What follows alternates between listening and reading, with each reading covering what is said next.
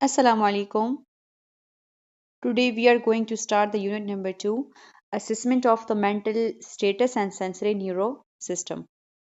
And it is basically the systematic examination जिसमें हम person की cognitive functions, उसकी emotional state और उसके जो nervous system की functioning है उसको assess करेंगे, उसकी examination करेंगे, उसको evaluate करेंगे, चाहे उसमें फिर sensory हो या फिर उसका motor response, including both. और इसकी असेसमेंट हम क्यों करते हैं कि किसी भी एबनॉर्मेलिटीज़ को, चाहे फिर वो ब्रेन फंक्शन में हो या फिर नर्व की कंडक्शन में या फिर बिहेवियर स्टेटस में, किसी भी एबनॉर्मेलिटी को हम डिटेक्ट कर सके और फिर फर्दर उसको एवेल्युएट कर सके। देन उसी की बात तो बनती है ना, diagnosis, planning and intervention. So let's get started by the name of Allah, जिसमें फर्स्ट है हमारे ऑब्जेक्टिव्स। और इस यूनिट में हम लर्न करेंगे कि क्लाइंट की मेंटल एग्जामिनेशन को किस तरह से परफॉर्म किया जाता है, उसको किस तरह से एग्जामिन किया जाता है, उसकी थिंकिंग, उसकी मेमोरी, उसका मूड और रिस्पॉन्सेस को हम असेस करते हैं। और इन सारे चीज़ों के थ्रू हम ब्रेन की फंक्शनिंग को एग्जामिन करते हैं। जो 12 क्रेनियल नर्व है उसको एग्जामिन करेंगे, इसके कुछ स्पेशल मैन्यूअर्स हैं, वो सारी चीज़ें पेशेंट पर अप्लाई करेंगे। और सेंसरी जो सेंस ऑफ टच है, हियरिंग है, विजन है, और sense of proprioception means body की पोजीशन की अवेयरनेस कितनी है पेशेंट को, और बॉडी की कोऑर्डिनेशन को, और जो ऑटोमेटिक रिस्पॉन्सेस है लाइक नी जर्क, उसको भी असेस करेंगे। एंड मोस्ट इम्पॉर्टेंट स्टेप, उसकी documentation, record and write down everything what you observed. And last thing is कि एज के साथ साथ नर्वस सिस्टम में कौन सी चेंजेस आती है, तो उन सब को हम एनलिस्ट करेंगे। सो assessment of the neurological system, इस सिस्टम को भी आपने स्टेप बाय स्टेप असेस करना होता है। सो बेसिकली न्यूरोलॉजिकल सिस्टम है क्या चीज़? Neurological system means nervous system, जिसमें फंडामेंटल जो वर्क है वो होता है न्यूरॉन्स का, और we can say that the body का कंट्रोल और कम्युनिकेशन सिस्टम।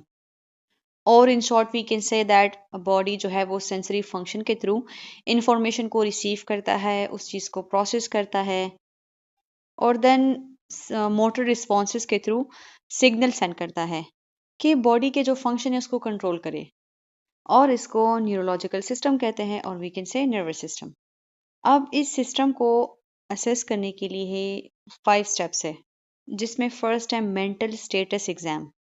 इसमें पर्सन की कॉन्शियसनेस को चेक किया जाता है, उसकी मेमोरी को, उसके स्पीच को, वो बोल कैसे रहा है, उसकी मूड को, उसकी थिंकिंग एबिलिटी को, इवन उसकी ओरिएंटेशन को, कि वो कितना अवेयर है वो पर्सन, उसको असेस किया जाता है। लाइक उसका नेम पूछकर, पेशेंट से पूछते ना आपका नेम क्या है, आज की डेट क्या है, अभी आप कहाँ बैठे हुए हो, टाइम क्या हो रहा है। सो इस तरह से उसकी अवेयरनेस चेक की जाती है। देन क्रेनियल नर्व असेसमेंट, इसमें जो 12 क्रेनियल नर्व्स है उनको टेस्ट किया जाता है।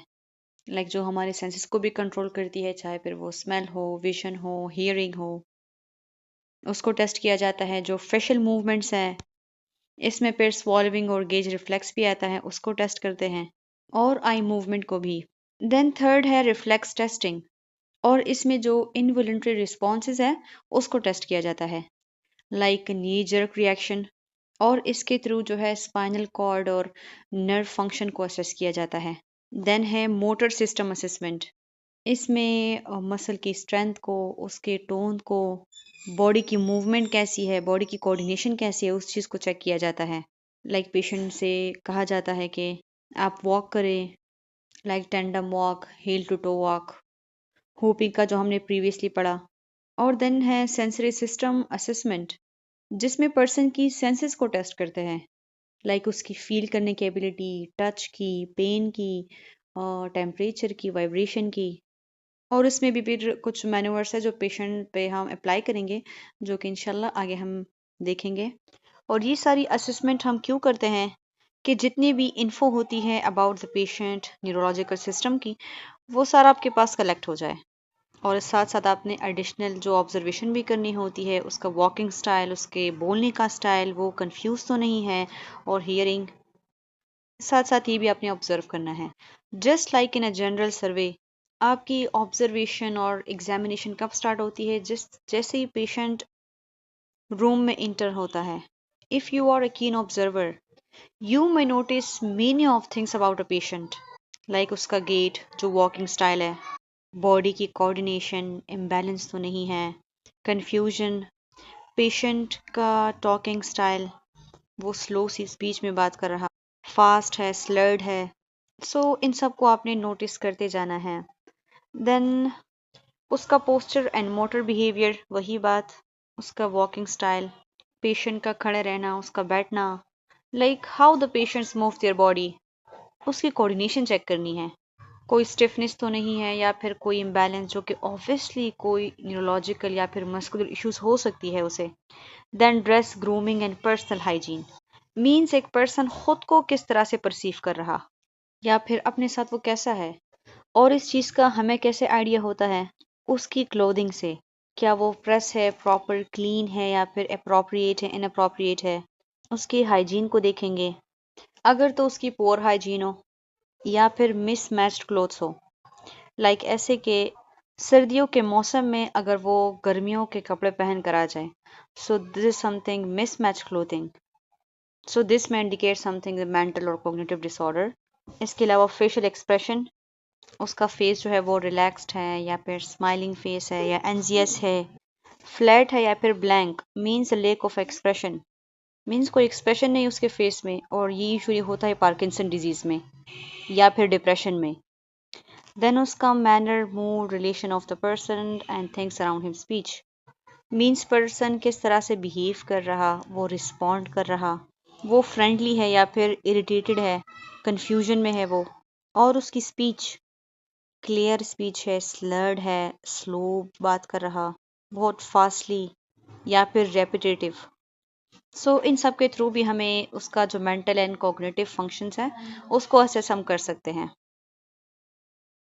में हम पेशेंट से लेंगे उसकी कॉमन चीफ कंप्लेंट्स, मींस जिसकी वजह से पेशेंट हेल्थ केयर सेंटर में इंटर हुआ है, वो रीज़न पूछेंगे, हेडेक का पूछेंगे, उसकी ड्यूरेशन का पूछेंगे, कब से है आपको, उसका स्टेटस पूछेंगे। It could be because of the migraine हो सकता है, टेंशन की वजह से हो सकता है, या कोई भी और सीरियस कंडीशंस लाइक मेनिंजाइटिस। इसके अलावा सीजर्स, मींस जो सडन और अनकंट्रोल्ड एक्टिविटी होती है ब्रेन की, और झटके वगैरह तो नहीं लगते आपको, दिस में इंडिकेट्स एपिलेप्सी या फिर ट्यूमर। इसके अलावा सिनकोप, जिसमें temporary loss of the consciousness होती है, means person for a few minute और सेकेंड वो अनकॉन्शियस हो जाता है, बेहोश हो जाता है, क्योंकि ब्रेन को प्रॉपर ऑक्सीजन और ब्लड सप्लाई नहीं होता। फेंटिंग होती है, and this could be because of the neurological या फिर सर्कुलेटरी प्रॉब्लम। देन है पेन, मीन्स कोई नर्व पेन तो नहीं होता पेशेंट को, लाइक न्यूरल्जिया और शियाटिका, या फिर किसी नर्व की कंप्रेशन की वजह से पेशेंट को बॉडी में पेन होता है, तो उसकी वजह से आपने पेन की हिस्ट्री ली होती है। देन डिस्टर्बेंस इन गेट, जिसमें पेशेंट को चलने में और बैलेंस में प्रॉब्लम होती है, और ये स्ट्रोक में भी हो सकता है, पार्किंसन डिजीज़ में भी हो सकता है। इसके अलावा जो सेरेब्रल डिसफंक्शन है उसको भी सजेस्ट कर सकता है। Then visual changes, double vision है, ब्लर्ड विजन है, या फिर विजन टोटली लॉस है, एंड दिस में relate to the optic nerve issue और ट्यूमर। देन वर्टिगो, मीन्स चक्कर का आना, एक स्पिनिंग सी सेंसेशन होती है, और ये इनर ईयर प्रॉब्लम की वजह से भी हो सकती है, और ब्रेन स्टेम डिसऑर्डर की वजह से भी। देन है मेमोरी डिसऑर्डर्स, जिसमें पर्सन को चीज़ें याद करने में मुश्किल होती है, और ये कॉमनली होता है डिमेंशिया में, अल्जाइमर्स में, या फिर हेड इंजरी में। And last is difficulty with solving और स्पीच, जिसमें पेशेंट का गेज रिफ्लेक्स चेक करना है, अगर तो डिफ़िकल्टी हो रही हो, सो दिस में सजेस्ट स्ट्रोक या फिर cranial nerve injury, brain injury भी हो सकती है, इसके अलावा डीजेनरेटिव डिजीज़ भी। इन सारे मेजर कंप्लेंट के साथ आपके पास पेशेंट आता है और इस तरह आपने उनसे डिटेल्ड हर एक एस्पेक्ट से उसकी हिस्ट्री लेनी होती है। देन हम पेशेंट से लेते हैं पास्ट हेल्थ हिस्ट्री एंड उसमें हम पहले पूछेंगे कोई भी उसकी मेडिकल हिस्ट्री, लाइक कोई भी लॉन्ग टर्म उसकी कंडीशन, लाइक हाइपरटेंशन हो सकती है, डायबिटीज़ हो सकती है, जो कि वक्त के साथ साथ ब्रेन को या फिर नर्व्स को उसने अफेक्ट किया होता है। फिर हम उनसे लेते हैं न्यूरोलॉजिकल स्पेसिफिक हिस्ट्री, मीन जिसमें पूछते हैं कि आपको प्रीवियसली कोई स्ट्रोक हुआ था, कोई भी पार्किंसन डिजीज़, माइग्रेन या फिर सीजर्स या फिर मल्टीपल स्क्लेरोसिस एक्सेट्रा के बारे में पूछेंगे। Then non neurological specific history में मीन्स वो इलनेस जो कि डायरेक्टली नर्वस सिस्टम से रिलेटेड ना हो, उसको हम नॉन न्यूरोलॉजिकल स्पेसिफिक कहेंगे। और ऐसी कोई कंडीशन या फिर इलनेस जिसने डायरेक्टली जो है वो न्यूरोलॉजिकल एंड नर्वस सिस्टम को इफेक्ट किया हो, वो हम न्यूरोलॉजिकल स्पेसिफिक हिस्ट्री में इंक्लूड करेंगे। नॉन न्यूरोलॉजिकल स्पेसिफिक में हम अगर एग्जांपल ले किडनी या फिर लिवर डिजीज़ की, मीन्स अगर एक पेशेंट है उसे प्रीवियसली कोई किडनी डिजीज़ थी या फिर लिवर डिजीज़ थी, अगर पेशेंट को लिवर फेलियर हुआ हो या इसके अलावा लिवर सिरोसिस, तो जो अमोनिया होता है या जितनी भी टॉक्सिन्स होती है वो ब्लड में बिल्डअप होना स्टार्ट हो जाती है। और अगर यही टॉक्सिन ब्रेन तक चली गई, कंफ्यूजन काज कर सकती है, इवन मेमोरी चेंजेस आ सकती है पेशेंट में, पर्सनैलिटी चेंजेस आ सकती है, और उन टॉक्सिन की वजह से ब्रेन और उसका नर्वस जो फंक्शन है वो इफेक्ट हो सकता है, जिसको हेपेटिक इंसेफेलोपैथी कहते हैं। Same in case of a kidney disease, kidney का क्या फंक्शन है कि वो वेस्ट को फिल्टर करता है। अगर तो पेशेंट को पास्ट में कोई किडनी डिजीज हुई हो या फिर किडनी फेलियर हो, और आज आपके पास पेशेंट आया है with seizures and muscles twitching, renal failure की वजह से जो यूरिया और इलेक्ट्रोलाइट्स है वो एक्यूमुलेट हुआ होता है बॉडी में, जिसकी वजह से पेशेंट को फटीग होता है, कंफ्यूजन हो रही है, उसे सीजर्स हो रहे हैं। फॉर दैट पर्पस हम पेशेंट की पास्ट हिस्ट्री में नॉन न्यूरोलॉजिकल स्पेसिफिक कंडीशन का मस्ट पूछते हैं। देन है सर्जिकल, मींस पास्ट में कोई भी ब्रेन की, स्पाइनल की या नर्व्स की कोई सर्जरी हुई है, उसके बारे में पूछते हैं। देन मेडिकेशंस, क्या पेशेंट कोई एंटी डिप्रेसेंट तो नहीं ले रहा जो कि उसके मूड को और उसके कोग्निशन को इफेक्ट कर रहा है, या फिर नारकोटिक्स जो कि पेन की मेड्स होती है जो कि उसकी ब्रीथिंग को या फिर अलर्टनेस को इफेक्ट कर रही है, या फिर एंटी एंजाइटी ड्रग्स, ये भी जो है कंफ्यूजन और ड्रॉजीनेस काज कर सकती है, या फिर एंटी सीजर मेडिकेशन जो कि सीजर्स को कंट्रोल करने के लिए दी जाती है। तो इन सारी मेडिकेशन के बारे में अपने पेशेंट से पूछना होता है। इसके अलावा इंजरीज एंड एक्सीडेंट्स, मीन्स आपने पेशेंट से पूछना होता है कि क्या पास्ट में आपको कोई हेड इंजरी या कोई स्पाइनल इंजरी या ऐसा कोई भी एक्सीडेंट हुआ था जिसकी वजह से आपको लॉन्ग टर्म न्यूरोलॉजिकल जो इफेक्ट्स है वो शो हुए। अब आते हैं हेल्थ मेंटेनेंस एक्टिविटी, मीन्स वो एक्टिविटी जो एक पर्सन डेली परफॉर्म करता है और उसे करना भी चाहिए to maintain a good health and prevent yourself from illness and promote overall wellbeing, जिसमें फर्स्ट है स्लीप। एक रेस्टफुल स्लीप लेना ये ब्रेन की फंक्शनिंग के लिए बहुत ज़्यादा इम्पोर्टेंट है, मेमोरीज के लिए, इसके अलावा जो इमोशनल बैलेंस है। Sleep is one of the essential factor. जिनकी नींद पूरी नहीं होती, इस वजह से इसका मूड भी इफ़ेक्ट हो सकता है। इफ़ यू नोटिस उनका मूड भी ख़राब होता है, कंसंट्रेशन वो नहीं कर पाते किसी काम पर, इरिटेटेड होते हैं, और इसके अलावा जितनी भी न्यूरोलॉजिकल जो इश्यूज होती है वो भी वर्स हो जाती है। देन है diet. By the way adults के लिए जो 18 प्लस होते हैं उनके लिए 7 to 9 आवर्स नाइटली स्लीप जो है वो आइडियल है for restful sleep and health. अच्छा, डाइट की बात करें तो बैलेंस डाइट जो है वो ब्रेन हेल्थ के लिए भी इम्पॉर्टेंट है। कोई भी deficiencies like vitamin B12 deficiency, वो नर्व डैमेज, इसके अलावा मेमोरीज को इफेक्ट कर सकती है। Then exercise, most important factor. जो कि रेगुलर फिजिकल एक्टिविटी को और ब्लड को फ्लो करने में टू द ब्रेन, इसके लिए एक्सरसाइज जो है वो सबसे ज़्यादा एसेंशियल है। और इसके अलावा स्ट्रेस को भी रिड्यूस कर सकता है और हेल्दी नर्व फंक्शन के लिए भी इम्पॉर्टेंट है। देन है use of the safety devices. Means अगर बाइक पे हो तो हेलमेट्स का यूज़ करें, कार में हो तो सीट बेल्ट्स, और इसके अलावा जितनी भी फॉल प्रिवेंशन टूल्स होती हैं उसको यूटिलाइज करें कि ब्रेन इंजरी से प्रिवेंट करे ख़ुद को, और जो स्पाइनल इंजरी है। देन है health checkups. Means routine visits करे हेल्थ केयर सेंटर्स में, और वहाँ अपना फुल चेकअप करे, कुड बी आफ्टर 1 मंथ और 2 मंथ, कि अगर कोई अर्ली डिजीज़ की या फिर कोई भी न्यूरोलॉजिकल जो डिसऑर्डर हो उसको आइडेंटिफिकेशन करे, कि उस डिजीज़ की सिविरिटी में जाने से पहले ही उसकी रोकथाम करें।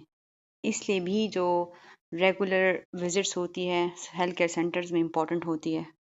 अब ऑब्जेक्टिव डेटा की कलेक्शन के लिए किया जाता है फिजिकल एग्जामिनेशन, और उसके लिए कुछ इक्विपमेंट्स रिक्वायर्ड होती है, जिसमें फर्स्ट है द पेन लाइट, और इसके थ्रू पीपल का रिस्पॉन्स चेक किया जाता है और नर्व फंक्शन की असेसमेंट की जाती है, जो क्रेनियल नर्व नंबर 2 और 3 है। और इसके साथ माउथ और थ्रोट की इंस्पेक्शन भी की जाती है।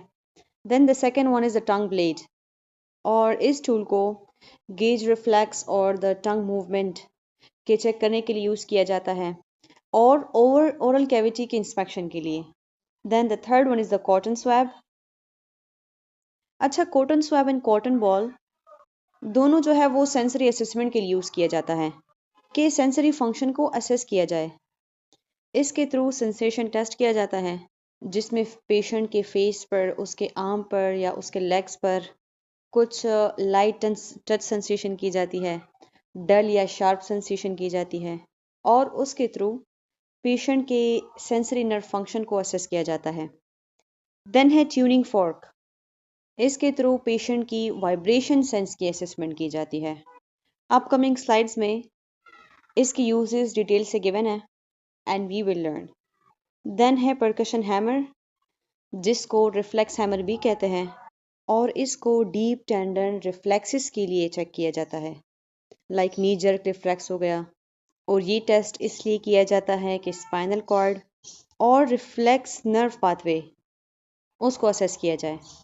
और यहाँ पे ये सारे टूल गिवन भी है, as you can see here, this is a pen light, this is a tuning fork, this is cotton swab और we can say cotton bud, this is cotton ball, this is percussion hammer and this is tongue blade.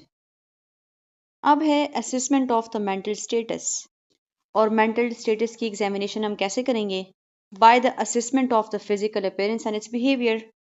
उसकी consciousness के level को, उसकी awareness को, उसकी orientations को, उसके mood को, उसकी थिंकिंग एबिलिटी को, और उसके अपीयरेंस को चेक करके। सो जिसमें फर्स्ट है posture and movement. Means you have to observe how the patient sit और स्टैंड।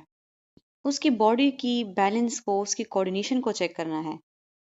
अगर तो वो रिलैक्स हो सो दिस इज नॉर्मल, और अगर तो उसकी पोस्चर जो है वो स्लम्प्ड हो, मीन्स वो आगे की तरह इस तरह झुका हुआ हो, हंच बैक जो हमने प्रीवियसली पढ़ा था, और वो बिल्कुल खामोश विद लेक ऑफ एक्सप्रेशन हो, सो ये डिप्रेशन को सजेस्ट कर सकता है। इसके अलावा कोई भी रिजिड पोस्चर या फिर प्रोपल्सिव गेट, जिसमें उसका पोस्चर जो है वो स्टिफ होता है, so this may indicates any kind of the neurological disorder like Parkinson disease. Then है ability to wait patiently. Means आपने नोट करना है, पेशेंट को ऑब्जर्व करना है, क्या क्या पेशेंट कूल एंड काम है कि नहीं, वो रेस्टलेस है, जो होते हैं ना एक जगह टिक के नहीं बैठते, वो कॉन्स्टेंटली मूवमेंट कर रहे होते हैं, इरिटेशन होती है किसी एक जगह में आराम से बैठने की, तो हो सकता है कि उनको अटेंशन डेफिसिट डिसऑर्डर हो, and it may also point out to anxiety. Then है पोस्चर इस्लाम्ड, रिलैक्स और स्टिफ, वही जो मैंने बताया, उसके पोस्चर को नोट करना है। रिलैक्स्ड है तो नॉर्मल है, स्टिफ या फिर रिजिड है तो फिर कोई भी न्यूरोलॉजिकल कंडीशन हो सकती है लाइक पार्किंसन डिजीज। अगर तो स्लम्प्ड हो मीन्स आगे की तरफ झुका हुआ, हंच बैक हो, खामोश, लेक ऑफ एक्सप्रेशन हो, तो फिर कोई भी डिप्रेशन एंजाइटी वगैरह हो सकती है पेशेंट को, या फिर कोई भी मेंटल इशू। देन पेशेंट की मूवमेंट को ऑब्जर्व करना है, क्या वो स्मूथली मूवमेंट कर रहा है या उसको ट्रेमर्स या जर्की मूवमेंट्स हो रहे हैं, तो ये भी न्यूरोलॉजिकल इश्यूज हैं। देन लास्ट है पेशेंट्स गेट, मींस पेशेंट का वॉकिंग पैटर्न आपको नोट करना है। और इन प्रीवियस यूनिट हमने गेट्स के बारे में काफ़ी डिटेल से पढ़ा था। गेट्स के भी फिर बहुत सारे टाइप्स हैं। हर एक गेट जो है वो एक स्पेसिफिक कंडीशन के इंडिकेशन देता है। प्रोपल्सिव है, स्टॉपेज है, वैडलिंग है। देन नेक्स्ट हमारे पास यहाँ पे है dress, grooming and personal hygiene. Means patient अपने बारे में कितना कॉन्शियस है, खुद को किस तरह से परसीव करता है। किसी पर्सन की ग्रूमिंग और उसके पर्सनल हाइजीन ही उसकी सेल्फ केयर के बारे में, सेल्फ अवेयरनेस के बारे में हमें बताता है। जिसमें फर्स्ट है क्लीननेस, उसके कपड़ों को देखना है, क्या वो क्लीन एंड टाइडी है या फिर पुअर हाइजीन है, means lack of the self care. So ये भी एक इंडिकेशन है डिप्रेशन की, एंजाइटी की, कि इसके लिए अपने आप ही मैटर नहीं करता। देन कंडीशन, मींस कपड़े पहने तो है लेकिन किस हालत में है, नीट एंड क्लीन है, टाइडी है, कपड़े प्रेस है, या नहीं बस कुछ भी पहन के आ गया। Then है age appropriateness, means you have to observe that are the clothes are suitable for their age. So age के accordingly कपड़ों का होना, ये भी आपको सेल्फ परसेप्शन और कॉग्निटिव फंक्शन के बारे में आपको बताता है। Then है weather appropriateness, means देखना है कि क्या उसके कपड़े करंट वेदर के अकॉर्डिंगली ही पहने हुए कि नहीं। ऐसा तो नहीं है कि गर्मी के मौसम में वो जैकेट और कोट पहन के आ जाए।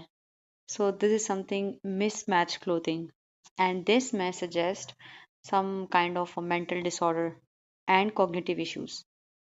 Personal grooming में आपने क्या देखनी है, adequacy means देखना है कि पेशेंट जो है क्या वो well groomed है, means nail trimmed हो, hair is combed, कपड़े उसके clean and tidy हो, बॉडी से उसकी कोई strange smell नहीं आ रही हो, तो इनको कहते हैं well groomed। और इन सारी चीज़ों को हम असेस क्यों करते हैं कि हमें पेशेंट की कॉग्निटिव फंक्शंस का, उसकी इमोशनल स्टेटस का, और कितना वो एबल है टू केयर फॉर देमसेल्व्स, इन सब की असेसमेंट के लिए ये सारी चीज़ें नोट की जाती है। और इसके साइड बाय साइड हम नोट करते जाते हैं उसके फेशियल एक्सप्रेशंस, क्या उसमें अप्रोप्रिएटनेस है, मींस क्या उसके जो फेशियल एक्सप्रेशन है जो है वो क्या अकॉर्डिंग टू द सिचुएशन है। मीन्स अगर वो किसी अपनी सक्सेस की बात कर रहा है, किसी खुशी इवेंट की बात कर रहा है, तो क्या वो स्माइल कर रहा है, या फिर किसी पास्ट ट्रामा के बारे में, किसी पेन के बारे में जब वो डिस्कस कर रहा है तो उसका सीरियस हो जाना, ये नॉर्मल है। And this is called the appropriateness. अब अगर इनअप्रोप्रिएट हो, मीन्स वो कोई सेट टॉपिक के बारे में बात कर रहा है और साथ में वो हंस रहा है, so this is something inappropriate expressions, and this may suggest to the mental issues. Then है variations, means according to the situation or emotion and condition, वो अपने एक्सप्रेशन को भी चेंज कर रहा होता है, तो उस चीज़ को आपने ऑब्जर्व करना है। अगर तो फ्लैट और ब्लैंक या फिर फिक्स्ड एक्सप्रेशन हो, मीन्स खुशी और गम में बिल्कुल एक ही सा रहे वो, सो दिस में सजेस्ट डिप्रेशन हो सकता है उसे। पार्किंसन डिजीज़ में भी फ्लैट एक्सप्रेशंस होते हैं, या इसके अलावा शिज़ोफ्रेनिया भी हो सकता है, जिसको आपने फर्दर इवेल्युएट करना होता है।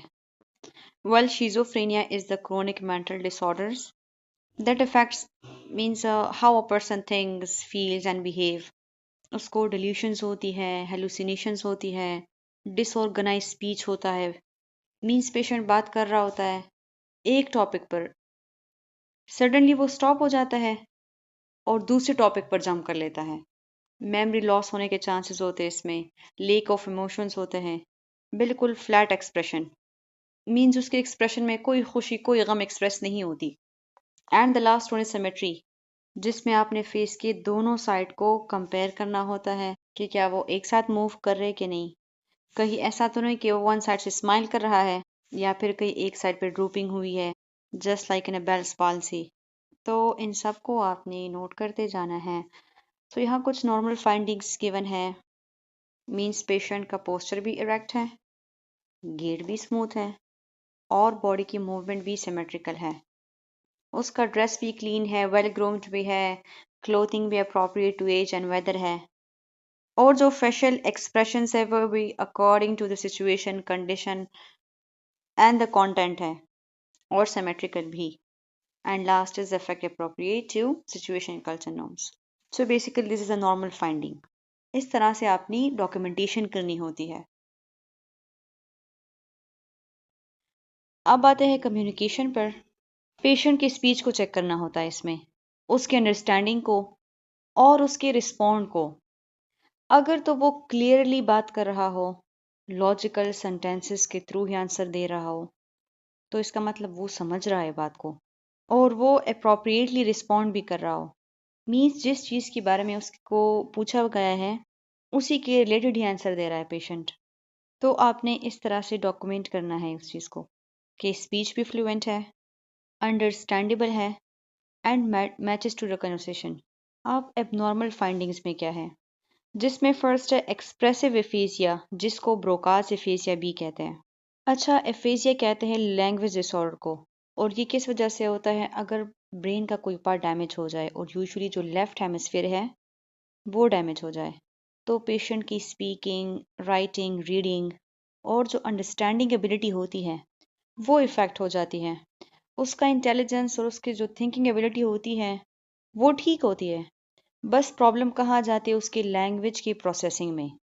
और यहाँ पे फिर कुछ टाइप्स गिवन है, जिसमें फर्स्ट है एक्सप्रेसिव एफेजिया, जिसको ब्रोकास एफेजिया भी कहते हैं, और इसमें जो है लेफ्ट जो फ्रंटल लोब होता है वो अफेक्टेड हो जाता है, और लेफ्ट फ्रंटल लोब जो है वो स्पीच प्रोडक्शन के लिए है।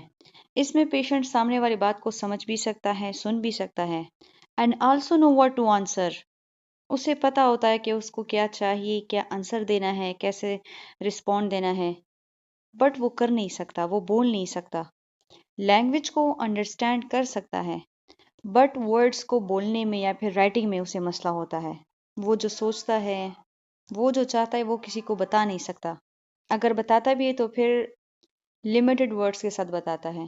लाइक फॉर एग्जाम्पल, अगर वो कहे कि आई वॉन्ट वाटर, अब उसे पानी चाहिए, सो आई वॉन्ट वाटर को वो वाह करके बताएगा, सेंटेंस को कंप्लीट नहीं कर पाएगा, वर्ड्स को कंप्लीट नहीं कर सकता, क्योंकि उसकी Broca's area, speech area affected होती है। देन नेक्स्ट हमारे पास है रिसेप्टिव एफेजिया या फिर वर्निक्स एफेजिया। इसमें पेशेंट की जो समझने की सलाहियत होती है वो इफेक्ट हो जाती है, और वर्निक्स एफेजिया में लेफ्ट टेम्पोरल लोब इफेक्टेड हो जाता है, और इसमें जो लैंग्वेज की कंप्रहेंशन है वो इफेक्टेड हो जाती है। मीन्स पेशेंट सुनता भी है हर एक को, पेज पर आप अगर उसे कुछ लिख कर दे तो वो बोल भी सकता है, बट वो समझ नहीं सकता। आप पूछते एक बात है और आंसर वो दूसरे का दे देता है। बोलता तो है लेकिन उसे खुद भी पता नहीं होता कि वो क्या बोल रहा है। एक फॉर एग्जाम्पल, आप उससे पूछे कि आपका नाम क्या है, तो सामने से वो अनरिलेटेड आंसर दे देता है कि हाँ बिल्कुल मैं ठीक हूँ, क्योंकि उसकी अंडरस्टैंडिंग जो होती है वो पुअर होती है, और यूजलेस, मीनिंगलेस आंसर देता है, और एक बात बताते बताते स्किप कर जाता है, फिर दूसरी में जंप लगाता है। एंड उसकी थर्ड टाइप है ग्लोबल एफेसिया। इसमें दोनों जो ब्रोकास और वर्निक्स एरिया है दोनों इफेक्टेड हो जाती है। मींस लेफ्ट फ्रंटल एरिया भी और लेफ्ट टेम्पोरल लोब भी दोनों इफेक्टेड हो जाती है। And loss of almost all the language ability, ना तो वो किसी बात को समझ सकता है, ना तो वो बोल सकता है, ना लिख सकता है, ना रीड कर सकता है। देन नेक्स्ट हमारे पास है लॉस ऑफ द कॉन्शियसनेस। और लॉस ऑफ द कॉन्शियसनेस जो है वो one of the most important and the single most variable indicator है न्यूरोलॉजिकल फंक्शन का। अब लेवल ऑफ कॉन्शियसनेस चेक करने का कुछ पॉइंट्स हैं, और वी कैन से लेवल्स है, जिसमें फर्स्ट है अलर्ट, जिसमें पेशेंट प्रॉपरली अवेयर होता है। अगर तो आप उसे कुछ कहे तो वो स्पॉन्टेनियसली अपनी आंखें ऊपर कर लेता है। आप उससे कुछ पूछे भी तो वो अप्रोप्रिएटली रिस्पॉन्ड करता है आपके क्वेश्चन का। या इसके अलावा जो मोटर रिस्पॉन्सिव होती है, मीन्स अगर आप उनको बताएं कि आप अपनी आइज़ को मूव करें तो वो अपनी आइज़ को भी ओपन या क्लोज कर सकता है, अपनी हैंड्स को भी। और वो फुली ओरिएंटेड हो, मीन्स उसे अपनी सराउंडिंग का पता होता है कि वो कहाँ है, टाइम क्या है, मीन्स अपनी सराउंडिंग से भी फिर वो अवेयर होता है। सो हम कहेंगे कि ये पर्सन अलर्ट है। देन सेकंड लेवल है लेथार्जिक। लेथार्जिक में पेशेंट जो है वो स्लीपी और ड्राउजी होता है, मीन्स थका सा, टायर्ड होता है। लेकिन जैसे आप उसे पुकारते हैं, उसका नेम लेते हैं, तो फिर वो रिस्पॉन्ड करता है। स्पीच उसकी स्लो हो सकती है, बट रिस्पॉन्ड उसका और उसके आंसर जो है वो अप्रोप्रिएट होंगे। देन है स्ट्यूपर। इसमें पेशेंट जो है वो लिमिटेड कॉन्शियस होता है। जब तक उसे कोई स्ट्रॉन्ग स्टिमुलस ना दे दे तो फिर वो इजीली रिस्पॉन्स नहीं कर सकता। मीन्स अगर लाउड वॉइस में उसे बुलाए या इसके अलावा कोई पेनफुल स्टिमुलाई हो तो तभी वो थोड़ा सा रिस्पॉन्स शो करेगा, अदरवाइज नहीं। और वर्बल रिस्पॉन्स भी बहुत मिनिमल होती है और वी कैन से एब्सेंट ही होती है। देन है सेमी कोमा। इसमें पेशेंट जो है वो वर्बल जो कम्युनिकेशन जब आप करते हैं तो उसका कोई रिस्पॉन्ड नहीं मिलता, मिनिमल रिस्पॉन्ड टू पेन होता है और जस्ट लिमिटेड रिफ्लेक्सेस वो शो करता है। And the last level is coma, जिसमें पेशेंट कोई किसी कमांड को फॉलो नहीं करता, किसी का रिस्पॉन्स नहीं देता, no verbal response, no response to the painful stimuli, eyes remains closed and complete unconscious. अब यहाँ पे एक बात की गई है, you can legally describe patient condition in the nursing notes by saying appears to be alert और lethargic और सो फोर्थ। इस बात का क्या मतलब है? बीइंग अ नर्स, जब आप डॉक्यूमेंटेशन करते हैं और लीगल नोट्स बनाते हैं तो आपने वहाँ कभी भी मेडिकल डायग्नोसिस नहीं लिखनी होती, बल्कि आपने वो चीज़ें डॉक्यूमेंट करनी होती है जो आपने ऑब्जर्व किया। आपने ये नहीं लिखना पेशेंट इज इन कोमा, बल्कि आपने अपीयर्स टू बी का फ्रेज यूज़ करना होता है अपनी लीगली प्रोटेक्शन के लिए कि patient is appears to be unresponsive to verbal and painful stimuli. आपने रिपोर्ट में ये नहीं लिखना कि पेशेंट अलर्ट है, that patient is alert, no, बल्कि वो लिखना है जो आपने ऑब्जर्व किया, patient is talking normally and answer the question correctly. ठीक है, सो इस तरह से आपने डॉक्यूमेंटेशन करनी होती है। GCS, the Glasgow coma scale.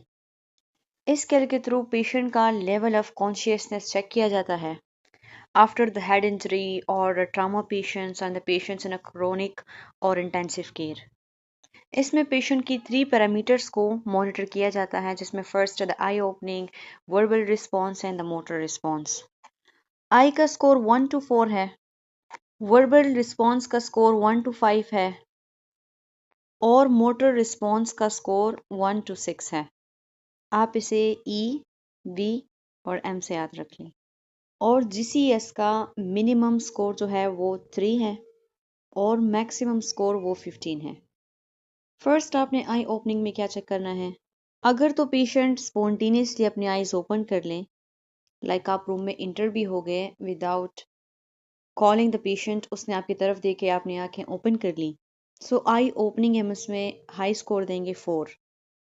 Second है टू वॉइस, मीन्स पेशेंट अपनी आईज ओपन नहीं करता जब तक तो आप उसका नाम ना ले या आप उसे बुला ना ले, वॉइस पर ही वो आंखें ओपन करता है, सो उसको हम स्कोर देंगे 3। देन है टू पेन, मीन्स कोई पेनफुल स्टिमुलाई देने पर ही वो अपनी आईज ओपन करेगा, तो उसे स्कोर हम देंगे 2।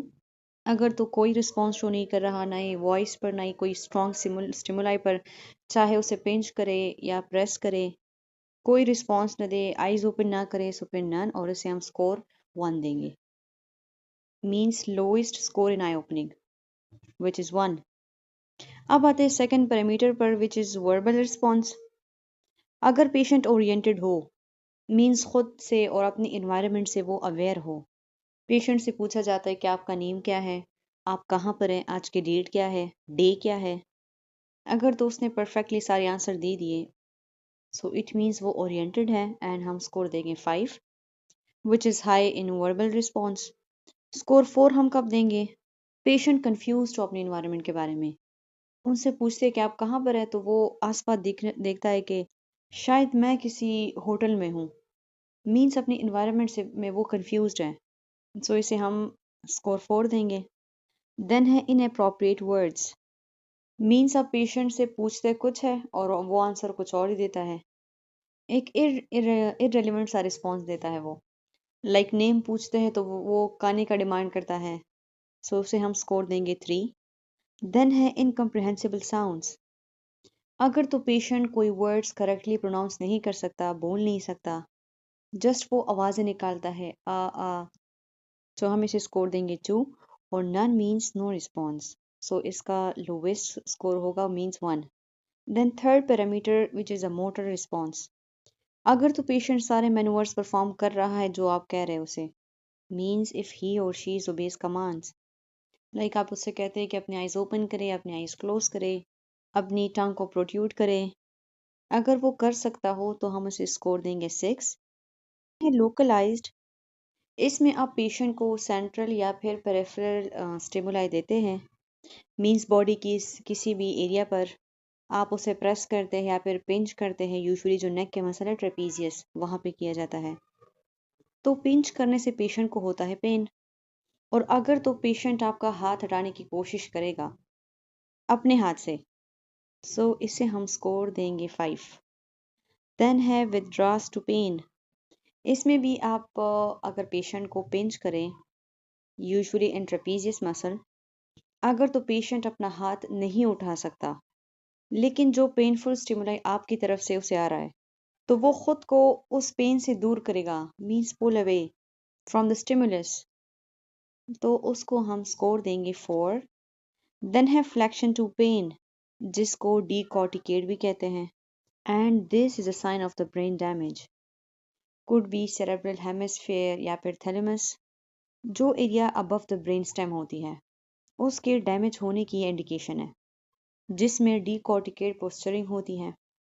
और इसमें क्या होता है कि पेशेंट के आर्म जो है वो फ्लेक्स हो जाते हैं tightly over the chest, legs उसके एक्सटेंडेड होते हैं, और जो टोज होती हैं इट पॉइंटेड डाउनवर्ड। सो अगर पेनफुल स्टिमुलाई मिलने पर वो फ्लेक्शन करे, और we can say that the decorticate posturing, so हम इसे स्कोर देंगे 3। देन इसके बाद है डीसेरेब्रेट पोस्चरिंग, और we can say that the extension to pain, इसमें पेशेंट के जो आर्म है वो एबनॉर्मली टू पेन एक्सटेंड हो जाते हैं, रिस्ट जो है वो उसकी फ्लेक्स्ड होती है और जो फिंगर होती है वो एक्सटेंड होती है, और जो लेग्स होती है वो भी रिजिड और एक्सटेंडेड होती हैं, and the toes are pointed downward. और ये पोस्चर इंडिकेशन है कि ब्रेन स्टेम या फिर पोन्स जो है वो डैमेज हुआ है, और इसे देते हैं स्कोर 2। और ये कंडीशन डीकॉर्टिकेट से ज़्यादा सिवियर होती है, अगर तो GCS 13 to 15 आया, so it means minor injury है, अगर तो 9 to 12 आया, it means the patient is semi-conscious and needed for the further monitoring. अगर तो 8 से बिलो आया, so it means patient comatose है, critical है, या फिर unconscious की तरफ जा रहा है patient. So this is all about the Glasgow Coma Scale. Then है cognitive abilities and the mentation. अब करनी है patient की mental status की assessment, जिसमें patient की cognitive abilities means उसकी thinking ability, उसकी memories, उसके लर्न करने की ability, decision making and problem solving ability को चेक किया जाता है। और मेंटेशन means that how much clear and functional that thinking process is, तो उसके लिए कुछ टेस्ट परफॉर्म किया जाता है, जिसमें फर्स्ट है अटेंशन टेस्ट, इसके थ्रू पेशेंट की फोकस पावर और कंसंट्रेशन को चेक किया जाता है, और जो शॉर्ट टर्म मेमोरी होती है वो भी चेक किया जाता है। आप इसमें क्या करते हैं कि पेशेंट को सीरीज ऑफ नंबर देते हैं, कुछ भी रैंडम सीरीज का दिया जाता है, 5861, और देन वही सीरीज पेशेंट से फिर पूछा जाता है कि आप वही ऑर्डर दोबारा से रिपीट करें। इसके अलावा सेकंड है सीरीज 3s एंड 7s, इसमें पेशेंट को बताया जाता है कि आप 100 से स्टार्ट करें और उससे 3 या फिर 7 को माइनस करते जाएं। 3 का सीरीज ऐसे कि आप पेशेंट से कहते हैं 100 से स्टार्ट करें और उससे 3 को माइनस करते जाएं, लाइक 100 से 3 को माइनस करो तो 97, 97 से 3 को माइनस करो तो 94, देन 94 से 3 को माइनस करो तो 91, then 88 and then so on. Same is that for the 7s. 100 minus 7, so 93, then 86, then 79 and so on. अगर तो पेशेंट ने सीरीज को कंप्लीट कर लिया और वो उसी तरह चीज़ें रिपीट भी कर रहा है जिस तरह से उसे बताया गया था, सो उसकी फोकस, उसकी कॉन्सेंट्रेशन और जो प्रॉब्लम सॉल्विंग एबिलिटी है वो करेक्ट है. अगर तो नहीं, पेशेंट को हेजिटेशन हो रही है, पेशेंट मिस्टेक कर रहा है, सो दिस मीन्स दैट कि कोई कॉग्निटिव इम्पेयरमेंट है. देन है मेंटल टेस्ट. इसमें पेशेंट को कुछ 3 आइटम्स के नेम दिए जाते हैं, like apple, pen and table. Then after 5 to 10 minutes उससे वही आइटम्स के नेम दोबारा पूछे जाते हैं जो एग्जामिनर ने बताया होता है, after 5 to 10 minutes of casual conversation. So this is a short term memory test. Long term memory में पेशेंट से उसके पार्टनर का नेम या इसके अलावा उसकी बर्थडे, लाइफ के किसी स्पेशल इवेंट के बारे में, उसकी पेरेंट्स के बर्थडे डेट के बारे में, या फिर नेम ऑफ द प्रेसिडेंट. सो इस तरह से उसकी लॉन्ग टर्म मेमोरी को असेस किया जाता है. अगर तो पेशेंट ने सारे आंसर करेक्ट दे दिए, सो वो होगी उसकी नॉर्मल फाइंडिंग्स. नहीं तो कॉग्निटिव डिक्लाइन हो सकती है, डिलीरियम हो सकता है, डिमेंशिया हो सकता है like Alzheimer's. So for that purpose memory test किया जाता है.